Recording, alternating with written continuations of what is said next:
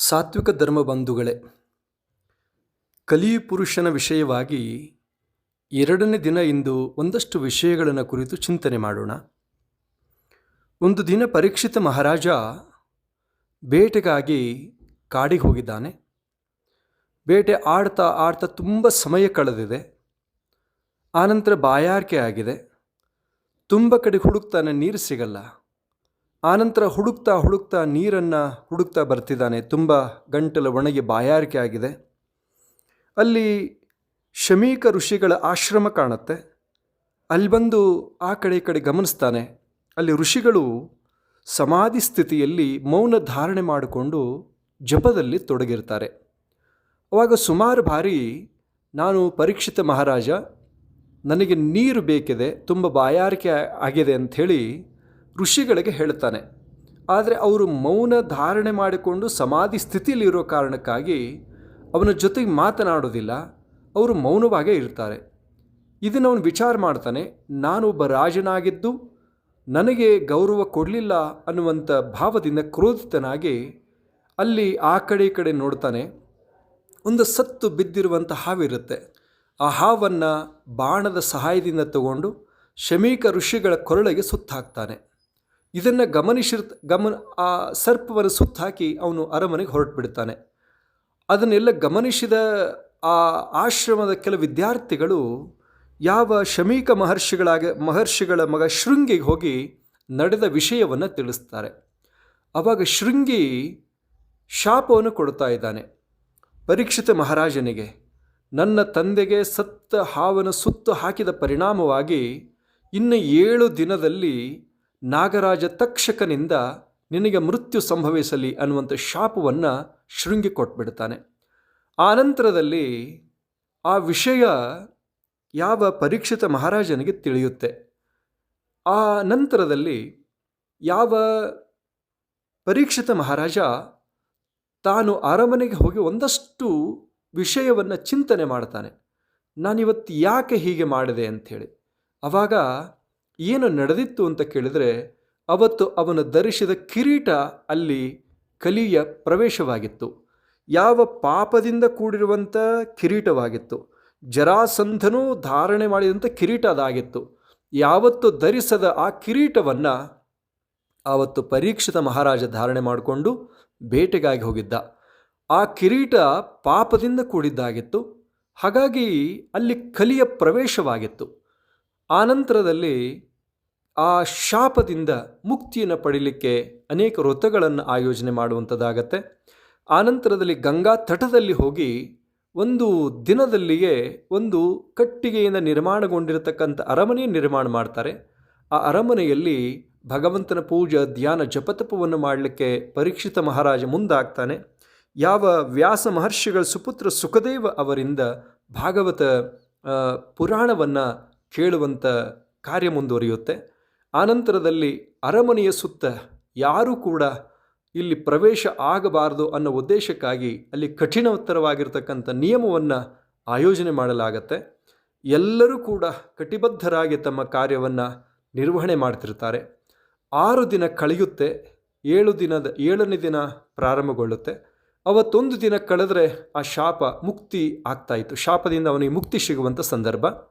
ಅಲ್ಲಿ ಯಾವ ಈ ಶಾಪದ ವಿಮೋಚನೆಗಾಗಿ ಕಶ್ಯಪ ಋಷಿ ಅಂಥೇಳಿ ಅವನೊಬ್ಬ ಶ್ರೇಷ್ಠ ಸಾಧಕನಾಗಿದ್ದ.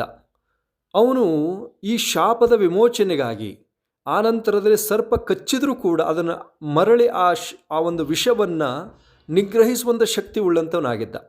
ಅವನು ಆ ಸಮಸ್ಯೆ ಪರಿಹಾರಕ್ಕಾಗಿ ಬರುವಂಥ ಮಾರ್ಗದಲ್ಲಿ ಅವನಿಗೆ ಎದುರಾಗಿ ಯಾವ ತಕ್ಷಕ ಅವರು ಇಬ್ಬರು ಮಿಲನ ಆಗತ್ತೆ. ಆವಾಗ ತಕ್ಷಕ ಎಲ್ಲಿ ಹೋಗ್ತಾ ಇದೆಯಾ ಅಂತ ಕೇಳಿದಾಗ ಕಶ್ಯಪ ಋಷಿ ಹೇಳ್ತಾ ಇದ್ದಾನೆ, ಹೀಗೆ ನಾನು ಯಾವ ಪರೀಕ್ಷಿತ ಮಹಾರಾಜನಿಗಿರುವಂಥ ಶಾಪದ ವಿಮೋಚನೆಗಾಗಿ ನಾನು ಹೋಗ್ತಾ ಇದ್ದೇನೆ ಅಂಥೇಳಿ. ಆವಾಗ ತಕ್ಷಕ ತುಂಬ ಕ್ರೂರವಾಗಿರ್ತಕ್ಕಂಥ ಸರ್ಪ, ಅಲ್ಲಿ ಆ ಕ್ರೂರವಾಗಿರ್ತಕ್ಕಂಥ ವಿಷದಿಂದ ಮೃತ್ಯು ಆಗುತ್ತೆ. ಅದನ್ನು ತಡೀಲಿಕ್ಕೆ ಸಾಧ್ಯ ಐತಾ ಅಂತ ಕೇಳ್ತಾನೆ. ಆವಾಗ ಅದು ಸಾಧ್ಯ ಇದೆ ಅಂತ. ಆವಾಗ ತಕ್ಷಕ ತನ್ನ ನಿಜರೂಪವನ್ನು ಧಾರಣೆ ಮಾಡಿಕೊಂಡು ಬೃಹದಾಕಾರವಾಗಿರ್ತಕ್ಕಂಥ ಒಂದು ಆಲದ ಮರವನ್ನು ಅವನು ತನ್ನ ವಿಷದಿಂದ ವಿಷಪ್ರಯೋಗ ಮಾಡಿದಾಗ ಕ್ಷಣಾರ್ಧದಲ್ಲಿ ಆಲದ ಮರ ವಿಷಪ್ರಯೋಗದಿಂದ ಸುಟ್ಟು ಬೂದಿಯಾಗಿ ಹೋಗುತ್ತೆ. ಆವಾಗ ಇದನ್ನು ಸರಿಪಡಿಸು ಅಂತ ಹೇಳಿ ಕಶ್ಯಪನಿಗೆ ಹೇಳಿದಾಗ ಕಶ್ಯಪ ಋಷಿ ಆ ತನ್ನ ಮಂತ್ರಶಕ್ತಿಯಿಂದ ಮೊದಲು ಬೂದಿಯಾಗಿರ್ತಕ್ಕಂಥದ್ದು ಬೂದಿಯಿಂದ ಬೂದಿಯಿಂದ ಯಥಾಸ್ಥಿತಿ ಬೇರುಗಳಾಗಿ ವೃಕ್ಷವಾಗಿ ಬೃಹದಾಕಾರವಾಗಿರ್ತಕ್ಕಂಥ ಮೊದಲಿನಂತೆ ಮರ ಕೆಲವೇ ಸಮಯದಲ್ಲಿ ಆಗಿ ಹೋಗ್ತದೆ. ಹಾಗಾಗಿ ನಾನು ಕಚ್ಚಿದ್ರೂ ಕೂಡ ಇವನು ಬದುಕಿಸಬಲ್ಲ ಅನ್ನುವಂಥದ್ದು ಯಾವ ತಕ್ಷಕನಿಗೆ ಗುರ್ತಾಗತ್ತೆ. ಆವಾಗ ಕಶ್ಯಪ ಋಷಿಗೆ ಯಾವ ತಕ್ಷಕ ಸಾಕಷ್ಟು ಹೇರಳವಾಗಿರ್ತಕ್ಕಂಥ ಸಂಪತ್ತಿಯನ್ನು ಕೊಟ್ಟು ವಾಪಸ್ ಕಳಿಸ್ತಾ ಇದ್ದಾನೆ. ಆನಂತರದಲ್ಲಿ ಅರಮನೆಗೆ ಒಬ್ಬ ಬ್ರಾಹ್ಮಣನ ರೂಪ ಧಾರಣೆ ಮಾಡಿಕೊಂಡು ಅನೇಕ ಸೇವಕರ ಜೊತೆಗೆ ಯಾವ ತಕ್ಷಕ ಬರುವಂತನಾಗಿದ್ದಾನೆ. ಆ ಅರಮನೆಯ ಒಳಗಡೆಗೆ ಆ ಸೇವಕರು ಇವರನ್ನು ಬಿಡಲಿಕ್ಕೆ ಮುಂದಾಗಲ್ಲ. ಆವಾಗ ನಮ್ಮನ್ನು ಬಿಡದಿದ್ರೂ ಪರವಾಗಿಲ್ಲ, ಈ ಫಲವನ್ನು ಕೊಡ್ರಿ ಅಂಥೇಳಿ ಆ ಸೇವಕರಿಗೆ ಕೊಟ್ಟಾಗ ಆ ಫಲವನ್ನು ಕೊಟ್ಟು ಕಳಿಸ್ತಾ ಇದ್ದಾರೆ. ಆ ಯಾವ ಫಲದಲ್ಲಿ ಹಣ್ಣಿನಲ್ಲಿ ಸಣ್ಣ ಸಣ್ಣ ಕೀಟದ ರೂಪದಲ್ಲಿ ತಕ್ಷಕ ಇರ್ತಾನೆ. ಆ ಹಣ್ಣನ್ನು ಪ್ರಸಾದ ರೂಪದಲ್ಲಿ ತೆಗೆದುಕೊಳ್ಳುವ ಪ್ರಸಂಗದಲ್ಲಿ ತಕ್ಷಕ ತನ್ನ ನಿಜರೂಪವನ್ನು ಧಾರಣೆ ಮಾಡಿಕೊಂಡು ತತ್ಕ್ಷಣದಲ್ಲಿ ಯಾವ ಪರೀಕ್ಷಿತ ಮಹಾರಾಜನಿಗೆ ಕಚ್ಚಿದಾಗ ಪರೀಕ್ಷಿತ ಮಹಾರಾಜನಿಗೆ ಮೃತ್ಯು ಆಗತ್ತೆ ಅನ್ನುವಂಥ ಇತಿಹಾಸ. ಹಾಗಾಗಿ ಇದೆಲ್ಲದರ ತಾತ್ಪರ್ಯ ಏನು ಅಂತ ಕೇಳಿದರೆ, ಯಾವ ಪಾಪಿಯಿಂದ ಕೂಡಿದಂಥ ಪಾಪದಿಂದ ಗಳಿಸಿದಂಥ ಯಾವ ಕಿರೀಟ ಅದಾಗಿತ್ತು, ಜರಾಸಂಧನ ಕಿರೀಟ ಪಾಪದಿಂದ ಕೂಡಿದ್ದು, ಅಲ್ಲಿ ಕಲಿಯ ನಿವಾಸ ಇತ್ತು. ಅದನ್ನು ಧಾರಣೆ ಮಾಡಿದ ಕಾರಣದಿಂದ ಯಾವ ಶ್ರೇಷ್ಠನಾಗಿರ್ತಕ್ಕಂಥ ಧರ್ಮವಂತನಾಗಿರ್ತಕ್ಕಂಥ ಪರೀಕ್ಷಿತ ಮಹಾರಾಜ ಧರ್ಮವನ್ನು ಮರಿತಾನೆ. ಆನಂತರ ಗುರು ಶಾಪದ ಪರಿಣಾಮದಿಂದ 7ನೇ ದಿನದಲ್ಲಿ ಮೃತ್ಯು ಆಗುತ್ತೆ ಅನ್ನುವಂಥ ತಾತ್ಪರ್ಯ. ಇದರ ಉದ್ದೇಶ ಇಷ್ಟೇ, ಕಲಿ ಬಹಳ ಕ್ರೂರನಾಗಿದ್ದಾನೆ. ಹಾಗಾಗಿ ನಿನ್ನೆ ಚಿಂತನೆ ಮಾಡಿದಂತೆ ಯಾರೂ ಕೂಡ ಜೂಜಾಟವನ್ನು ಆಡಿ ನಾವು ಬಹಳ ಸುಖವಾಗಿದ್ದೇವೆ ಆನಂದವಾಗಿದ್ದೇವೆ ಅನ್ನುವಂಥದ್ದಿಲ್ಲ. ಮನಃಶಾಂತಿ ಹಾಳಾಗತ್ತೆ, ಪರಿವಾರದಲ್ಲಿ ಗೊಂದಲಗಳು ಸೃಷ್ಟಿಯಾಗತ್ತೆ, ಪರಿವಾರದಲ್ಲಿ ಒಬ್ಬರ ಮೇಲೆ ಒಬ್ಬರಿಗೆ ಸಂಶಯಗಳು ಶುರುವಾಗತ್ತೆ, ಅನಾವಶ್ಯಕ ಜಗಳಗಳು ಶುರುವಾಗತ್ತೆ. ಹಾಗಾಗಿ ಅಲ್ಲಿ ಕಲಿ ನಿವಾಸ ಇರುತ್ತೆ. ಅಂಥ ಪಾಪದ ಕೆಲಸಕ್ಕೆ ಯಾರು ಕೂಡ ಮುಂದಾಗಬಾರ್ದು ಅಂಥೇಳಿ. ಆನಂತರ ಮದ್ಯಪಾನವನ್ನು ಮಾಡುವಂಥದ್ದು, ಆನಂತರ ದುಶ್ಚಟಗಳಿಗೆ ಬಲಿಯಾಗ್ತಕ್ಕಂಥದ್ದು, ಇದರಿಂದ ಆರೋಗ್ಯ ಹಾಳಾಗತ್ತೆ, ಗೌರವ ಹಾಳಾಗತ್ತೆ, ಕೀರ್ತಿ ಹಾಳಾಗತ್ತೆ, ಪರಿವಾರದಲ್ಲಿ ಸುಖ ಶಾಂತಿ ನೆಮ್ಮದಿಗಳು ನಾಶವಾಗತ್ತೆ. ಹಾಗಾಗಿ ಅದನ್ನು ಕೂಡ ದೂರ ಇಡುವಂಥ ಪ್ರಯತ್ನವನ್ನು ಮಾಡಬೇಕು. ಪರಸ್ತ್ರೀ ಸಂಘ ಅದನ್ನು ಮಾಡುವಂಥದ್ರಿಂದ ಎಷ್ಟು ಮನೆತನಗಳು ಹಾಳಾಗ್ತಾ ಇದ್ದಾವೆ ಇವತ್ತು ಅನ್ನುವಂಥ ಚಿಂತನೆಯನ್ನು ಗೃಹಸ್ಥರು ಮಾಡಬೇಕಾಗಿದೆ. ಪ್ರತಿಯೊಬ್ಬರೂ ಕೂಡ ವಿಚಾರ ಮಾಡಬೇಕಾಗಿದೆ. ಯಾಕೆ ಅಂತ ಕೇಳಿದರೆ ಅಲ್ಲಿ ಕಲಿಪುರುಷನ ನಿವಾಸ ಇರುತ್ತೆ ಅಂತಕ್ಕಂಥದ್ದು. ಆನಂತರ ಹಿಂಸೆಯನ್ನು ಯಾರಿಗೂ ಕೂಡ ಹಿಂಸೆಯನ್ನು ಮಾಡುವಂಥದ್ದು ಬೇಡ.